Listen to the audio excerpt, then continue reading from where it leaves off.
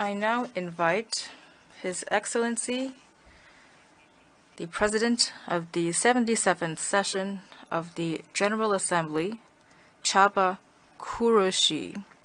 to make a statement.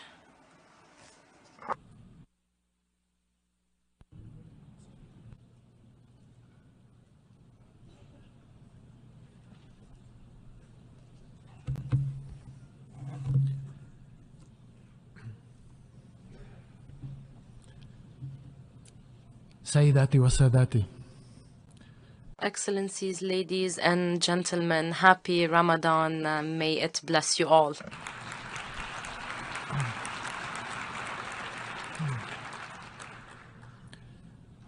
Your Excellency, President Emomali Rahman,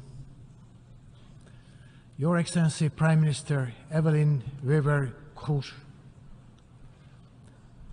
Secretary General, voter friends, it took us almost 2 generations to stop neglecting our most precious resource. In those 47 years, we could have walked back and forth between New York and Mar del Plata 8 times. But what matters is that we are here in New York at the watershed moment for water, our planet, and people. Your Excellency, President Emomali Rahman, Your Excellency, Prime Minister Evelyn Weber Kroes, thank you for the excellent teams of Tajikistan and the Netherlands for guiding us to this historic moment. Ovid, 68 generations ago, said, "Everything changes, nothing perishes." He could not have found better words to remind us that the global water cycle is a common good. The ever-changing, never-stopping cycle that unites us all and transcends cultures, borders, and jurisdiction. Yesterday and today, you have laid the foundations to acknowledge that future generations can value water and benefit from its bounty. You amazed me over the past 3 days. I'm inspired by the determination that unites us all in the quest to stop wasting water, to support sustainable development and human well-being instead. I commend all of you who reaffirmed that the hydrological cycle that links us all through space and time is finally considered as a global common good. And consequently, we all have our share of responsibility for it. I'm amazed by the ambition and solidarity you show in devising a water-secure future for all, moving away from irresponsibly squeezing out ever more water from our aquifers, lakes, and rivers, moving away from trying to quench the thirst of our economies and our ecosystems at unbearable costs and with catastrophic impact, towards an inspiring, cooperative, transboundary, transformative water action agenda for sustainable development and resilience. An agenda for which you have pledged more than $300 billion at this conference, with the potential of unlocking at least $1 trillion of socioeconomic and ecosystem gains. The outcome of this conference is not a legally binding document, but it still turns the page of history. You have reconfirmed the promise to implement the human right to water and sanitation for all. That also means reaching the millions who are not even aware that we are meeting here today. We heard the voice of science, sobering but solution-oriented. We will keep our ears and minds open to scientific evidence as we move forward to realize the transformation discussed at the UN 2023 Water Conference.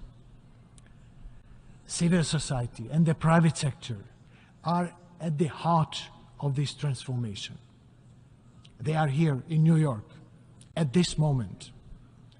They are key to our success and must be part of more inclusive partnership and solutions. Today we hold the pieces of water secure and more peaceful world in our hands. What does it take to put them together? We need to live up to our commitments in the Water Action Agenda. And we need transformative and determined action. Game changers. The Secretary General has just highlighted key game changers in his address. Let me highlight and summarize again what has been prominently visible throughout the last days. We can live up to the promise of sustainable water futures by implementing 1. Integrated water and climate policy at national and global levels by 2030. 2. The global water information system to support water, climate, and land management for socio-economic resilience, ecological sustainability, and social inclusion. 3. Early warnings for all to help people safeguard their lives and property. 4. Overcoming the deadly dependence on ever-rising water consumption for providing nutrition and power. 5. Redefining financial principles to make our economies water, climate, land, ecosystem smart, and people-centric. In other words, we will develop the new economics of water for a sustainable world. 6. The global water education network to build capacity of institutions and people, especially to support developing countries. 7. Inclusive, comprehensive, transboundary agreements on the basis of the UNICEF Water Convention to support countries of all continents. 8. You called upon the Secretary General to create the institutional architecture for the support of transformation, a board of UN agencies and member states under his leadership, managed by a UN envoy for water, supported by the reformed UN Water, and an independent scientific and practice panel. 9. You have indicated the necessity for an intergovernmental meeting in 2025 to evaluate the implementation of the above undertakings and the national and stakeholder commitments. I am ready to start working with you on all the above transformative actions. Together, we can launch the transformation for a water-secure world, and these game changers can take us there. If we roll up our sleeves now, these transformative efforts will greatly support the success of the Sustainable Development Summit and the Summit of the Future. Mr. Secretary General, your leadership and the determination of your teams will advance the vision of this conference.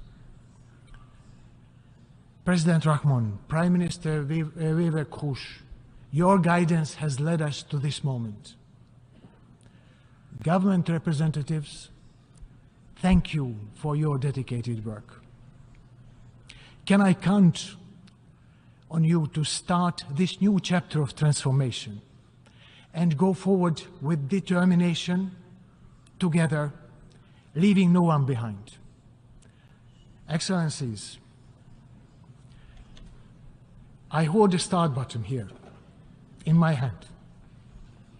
Can I push this button on your behalf and that of the member state? Do I have your support?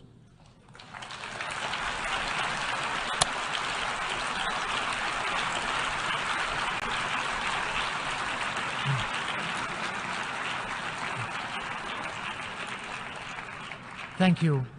It has been my honor to share this watershed New York moment with you. Thank you very much.